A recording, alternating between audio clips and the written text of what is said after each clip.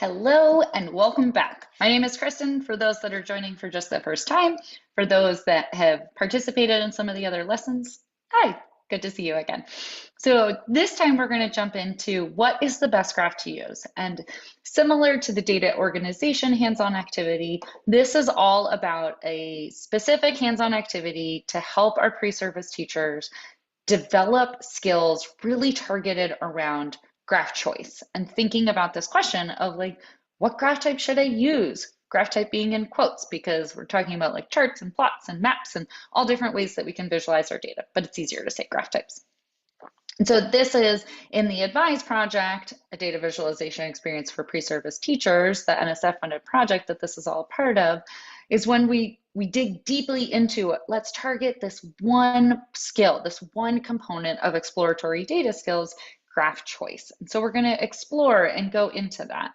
And why? Why would we spend all of our time doing this? Well, we, the vast majority of us, are visual creatures. So all of us that are visually able really heavily rely on our sense of visually being able to see things dramatically. In fact, I would wager to bet that you are not listening fully to my words and you are already reading the text on this screen as I have been talking. So let me join you and I will read the text as well. Exit this room, turn right and walk 2 feet to the end of the hallway where you'll face the door to the living room. Turn right, walk another 10 feet to the front door. Uh-oh, I've already forgotten which way I was supposed to turn originally and how many feet I was supposed to step and different things like that. Whereas if I look at this visual, this diagram, this visual diagram, I intuitively get what it is that you are trying to ask me to do as we go through. And this is because those of us that are visually able process visual information, diagrams, visualizations, things like that, orders of magnitude faster than we do taking in written prose or even processing auditory information that we are receiving. So we leverage that to our advantage when we're working with data, as we are working with it, making sense of it, exploring it, orienting to it, telling stories with and from it. We leverage the fact that those of us that are visually able really process information much faster in visual form. So it's important for us to think about, what kinds of visual forms should we use? So I encourage you to pause and reflect on this for yourself. What kinds of graphs, again, in quotations, because graphs, charts, plots, maps, all those different things, not just distinctly the lane of a graph, do your pre-service teachers make? What kinds of graphs will their future students likely make? We're just looking for names of kinds of graphs that they make. And then how do they know which kind of graph to make? Your pre-service teachers, their future students, things like that. So what are they making and how do they know which kind to make? Pause the recording, reflect on that a bit for yourself, and then come back. Okay, let's keep going. So before I jump into my guess of what you might have said as you were thinking about those two questions, I want to provide a bit of a caveat of what we're going to be talking about here in this lesson and how we have designed this hands-on activity for your pre-service teachers. So what we're going to be talking about is based on K-12 math, science, social studies standards, also what shows up in computer science standards, but it wasn't as sort of grounding as we were building this, and then common graph types in high reach media outlets. Think your traditional news, your social media feeds, things like that. So what are the visualization types that show up in our standards and that show up consistently and very commonly across visual mediums that we are seeing in society? AKA, what are the kinds of things that kids need to be able to read and be comfortable with and understand how they were made by the end of 12th grade? When we launch them off into society and to the workforce, what do they need to be comfortable with? So with that caveat, let's move forward. So this is like by the end of 12th grade. So we're thinking holistically here, and then we'll pare it down to our elementary and middle school students. My guess is that what is here in pink are some of the graph types that you might have mentioned that your pre-service teachers make or that their future students will make. So this depends on sort of age of students in terms of what they're going to be working with as their students, their future students, their future classrooms going forward. But I'm guessing bar chart, line chart, scatter chart showed up on your list. And then maybe if you're more in the elementary space, maybe pie charts and line plots, line dot plots showed up on your list. But what I want to note is that is, even if you got all 5 of those, that's 5 of 14 of the most common ways that we visualize and look at data visually in our K-12 space, and that we want our students to be comfortable and cognizant when they graduate 12th grade, AKA what our pre-service teachers should be comfortable and confident with when they are sitting in our courses. Should I used in that sentence, because they may not be. They may not be comfortable and confident with all 14 of these visualization types, and that's okay. And we can provide support for them on those. So for example, if your pre-service teacher is like, I have no idea what a bubble chart is, that's fine. We got you covered. I'll share some resources that we can provide so that you can backfill that content that they didn't receive in the K-12 experience as they were going through. So we have those resources. But what we're going to think about is not a what is a histogram? How do I make a histogram? Those are important. In theory, our pre-service teachers should have received that information in their K-12 experience. Again, we've got some resources I can point you towards if they have not, because we found in our implementations that many of them had not. We find in our courses, many of them have not. So we have those resources. That is important. The sort of what is it and how do I make it? But just as important and really important for analyzing and interpreting that explaining or confirmatory data analysis that we're heading towards, that we want to be setting our students up for success with, therefore we are grounding in these exploratory data analysis skills, is graph choice. When do I use a histogram? Why would I use a bubble chart? Why would I use a stacked area chart? Or when would I use it type of thing? That is graph choice. And it is a critical key skill of working with data that is not necessarily taught in any of our K-12 classrooms, but it is critically important for us to be able to work with data, make sense of data, analyze data, interpret data, different pieces like that. So that is what this hands activity is all about. So let's dive in. So if we want to think about when we use it or why we use our different visualization types, it's really important to go back to 2 key components. One is, what kind of data do we have? Numerical, categorical, things like that. Okay, so there's that piece. But then also what we have found is the trickier part is, what kind of question are we asking from our data? This one is a bit trickier for us to think about. It requires a different way of thinking about why we use data, how we use data, different things like that. It can be taught. I'm here to say, I've done it with my undergrads. You can do it with your undergrads. We can do it with our K-12 students. I have seen this happen in classrooms across the country, but just saying from the beginning, it's a different way of thinking.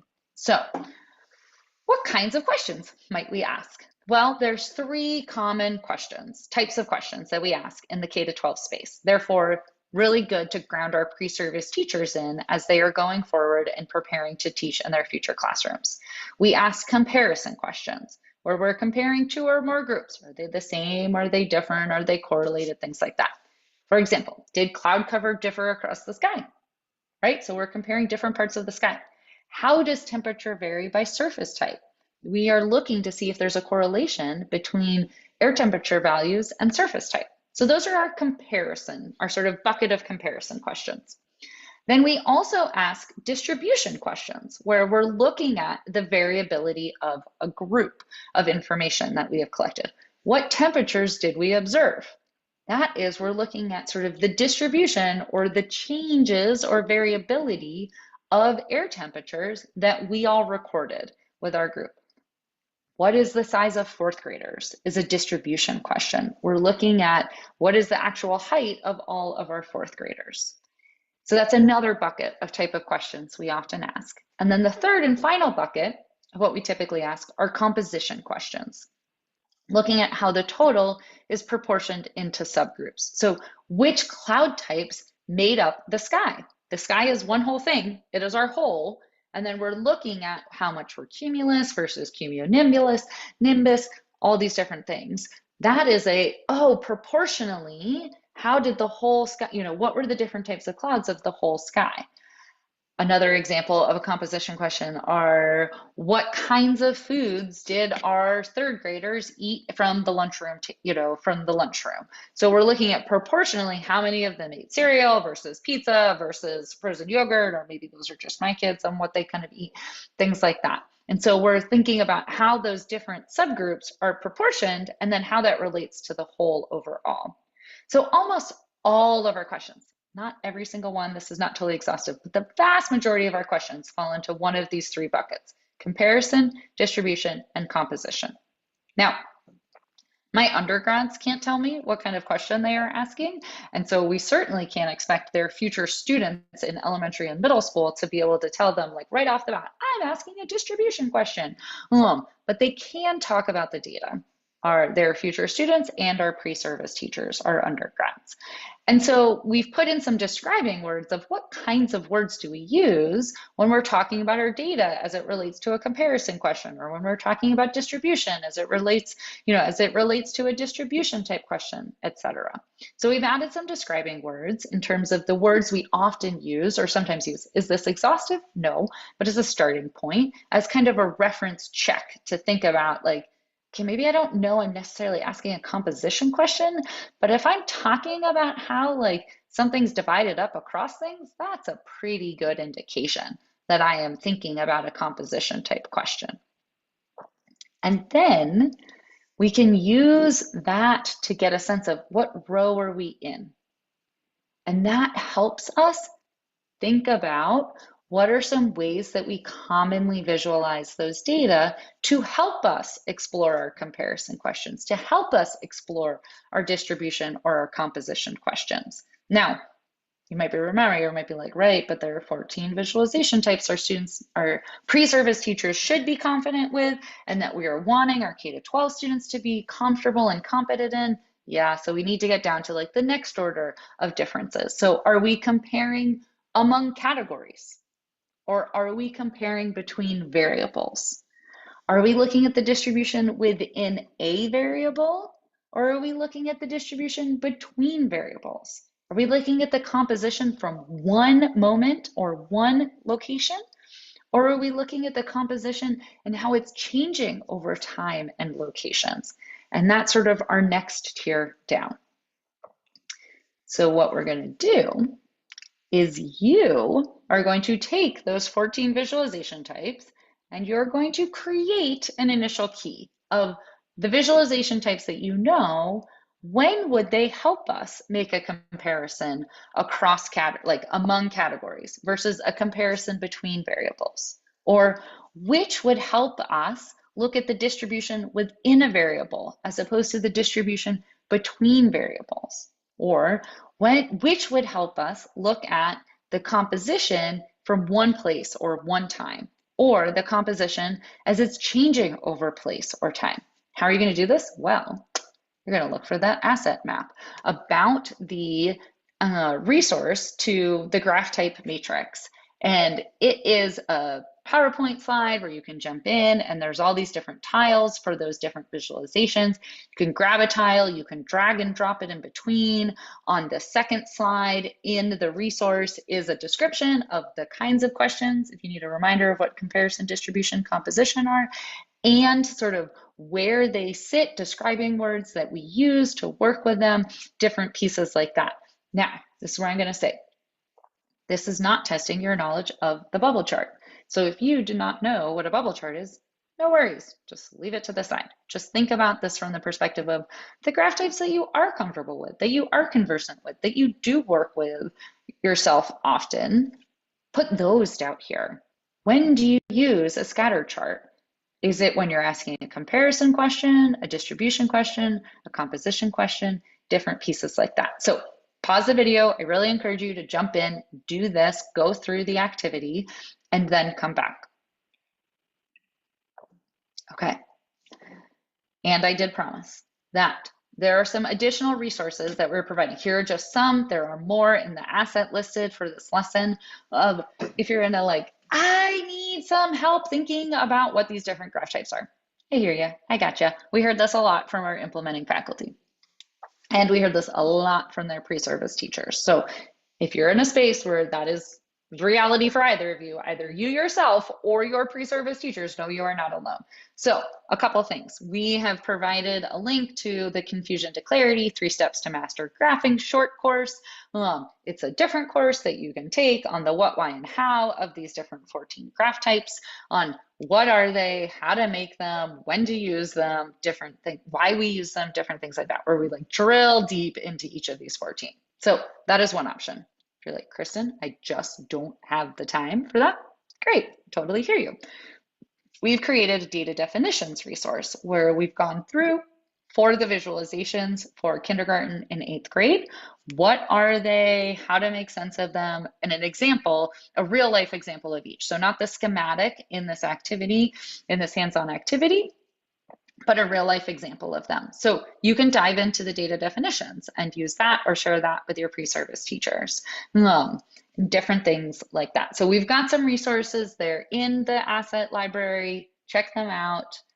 You might want to sort of check them out and then come back to your key that you are building and see, how do you want to revise it based on this additional information that you have learned about some of those visualization types. Again, remembering this isn't a test of like, do you know the graph type, but rather a sort of, let's think about this graph type from this different perspective. Remember, I was saying we have to like have this mind shift on how we think about our data. Okay, ready to move on?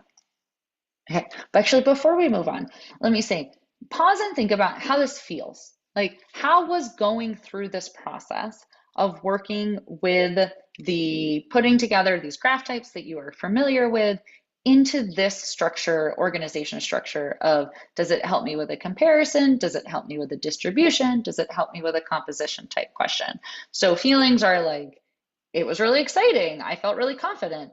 Or this was really annoying. I thought I knew more about it. I'm super frustrated. All those kinds of feelings. Wherever you're at, that's great, but just sort of acknowledge that. And then I want to share, when I did this the first time, I was super duper frustrated and really angry at my grad school advisor that he had me think about graph types from this way. And I was like, this is totally different than how I thought about graph types. I thought I was good at graphing. I thought I could do data. Like, what are you doing to me? And what I realized over time was like, oh, but this, mastering this way of thinking, starting to think from this perspective, made such a huge difference. Every time going forward, when I read a visualization that somebody else had created, or when I myself was making a visualization, having this grounding in the graph types we use, the visualization types we use is influenced by what data we have and what kind of question we're looking to investigate. That was a game changer for me and is embedded into what we are asking our students to do across science, math, social studies, and computer science in terms of analyzing and interpreting data.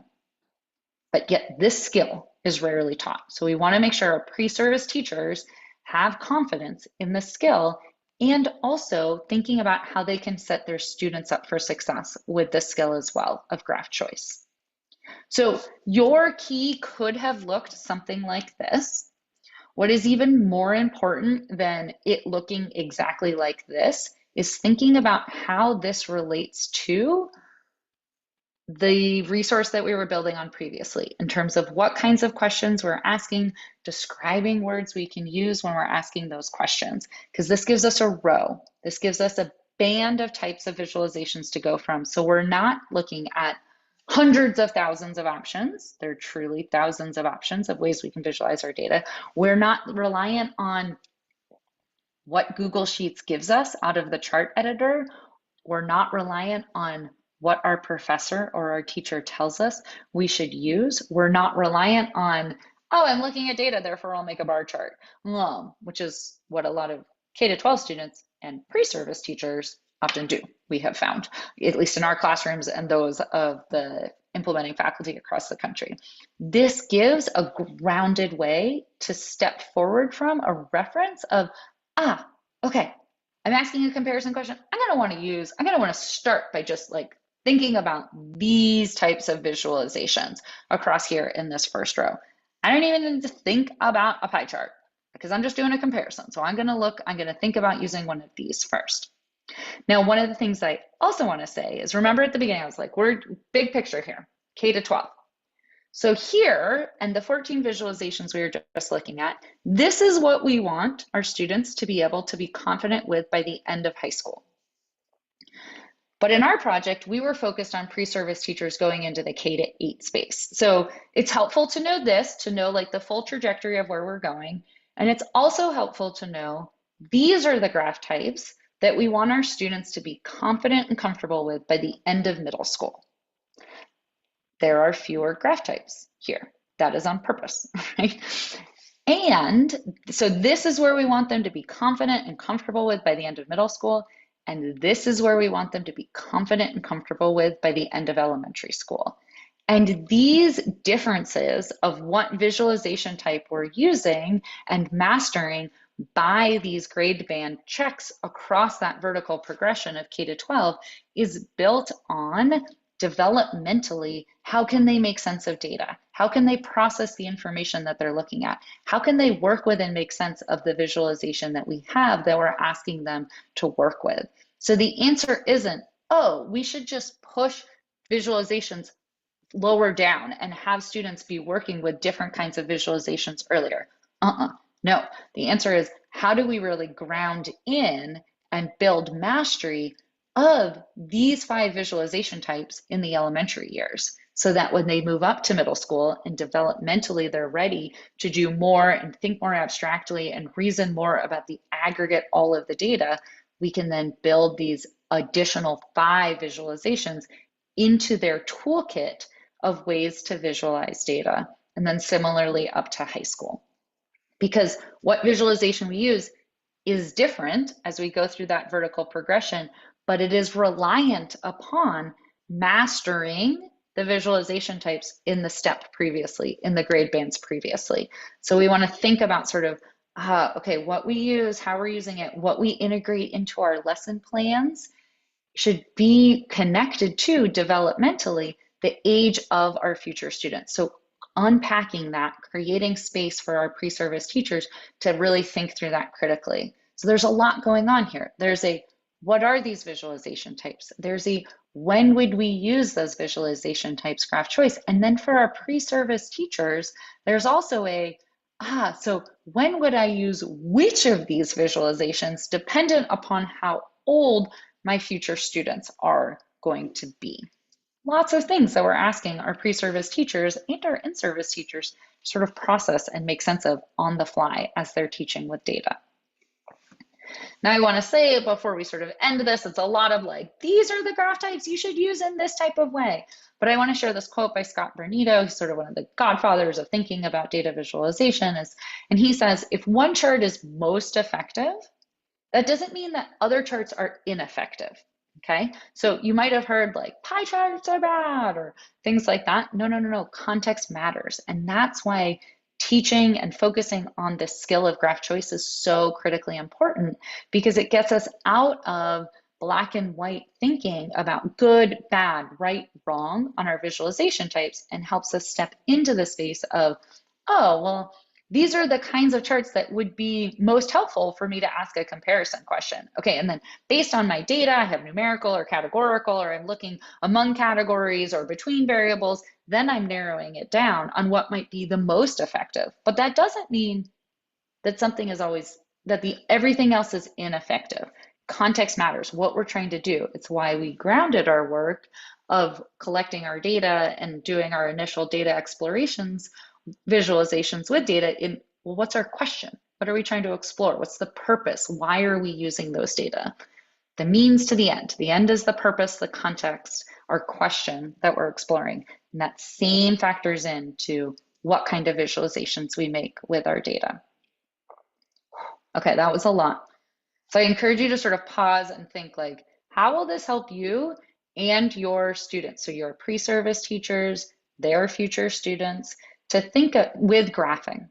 This like thinking about graph choice, thinking about how graph choice is related to the data, kind of data we have, the kinds of questions we're asking, and that graph choice is also, and then like what we pick from is related to developmentally how old their future students are when we're setting up the learning experiences within our K-12 classroom. The other thing to think about is, are there other supports, like with data organization, that might help you determine an appropriate visualization for your question and data? So we've provided a bunch in the asset library here for this lesson. There are many others out there. So what's something else that would be helpful for you as you are preparing or you are working with data? What's something that might be helpful for your pre-service teachers? What's something that might be helpful for their future students? Things like that. Recognizing we're not doing everything in the kitchen sink. So what else do you need? What else would be helpful? Thinking about that critically now to help you go out and find those pieces. Okay, so some takeaways in terms of like, which is the best graph type to use and how to think about that, how to support your pre-service teachers, building out more confidence and more comfort in answering that question based on the data that they have.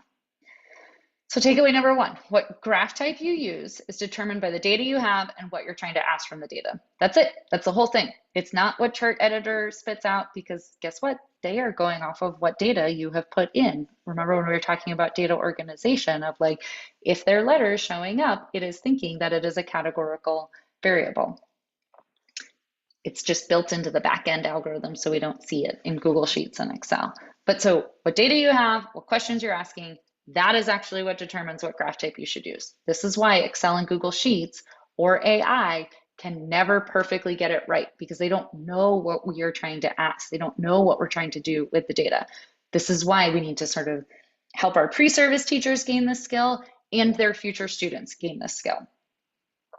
Even if you tell AI, you need to be able to gut check, did AI do it right? Or you need to be able to tell AI, like, this is the thing that I am asking as we're going forward. Okay, takeaway number two, knowing what kind of question you're asking helps inform what bucket of graph types to select from, aka what row you are in.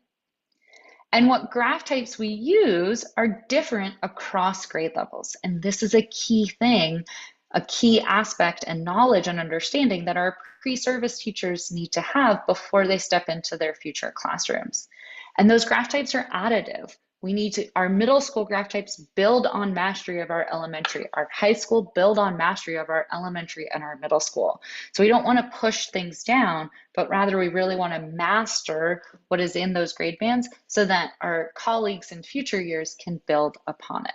So hopefully that's given some context of the many different things that factor into like, which graph type is the best to use, or how do I decide which graph type to use?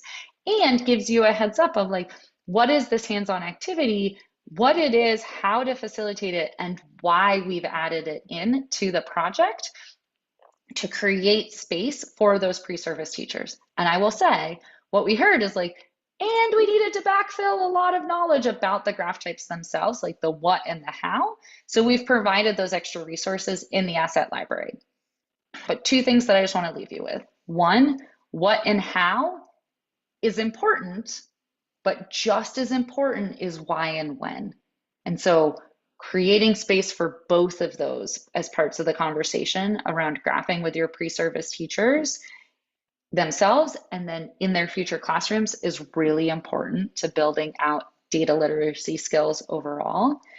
And then secondly, I didn't mention this, but I want to, because this came up a bunch with our implementing faculty, and actually it comes up sort of almost every time we talk through this graph type matrix activity.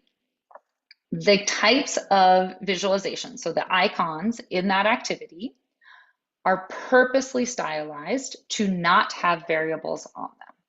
Because what we have found over and over as we have tried is that if we put variables, if we put actual numbers on the scales or on the axes, then folks spend more time focusing on the specifics of the variable or the data values, and they move away from the type of graph type. It's why in the data definitions, we provided a real world example of like, what is a bar chart, or what is a line dot plot, or what is a bubble, not bubble chart, because that's high school, but for those K-8 ones, because it's like, there's a real life example. If you need a real life example to think about, great, look at the data definitions reference sheet resource, but not in the activity about creating the key, because then you get sidetracked. We have found overall pre-service teachers and in-service teachers get sidetracked about the data. It's great, we love it. We always want to be thinking about the data, but in this activity, sort of really stripping away those details of the context makes a huge difference. Okay, so with that was a lot, that was enough. Hopefully that was helpful. Check out the other resources in the lesson, and I'll see you in the next lesson. Bye.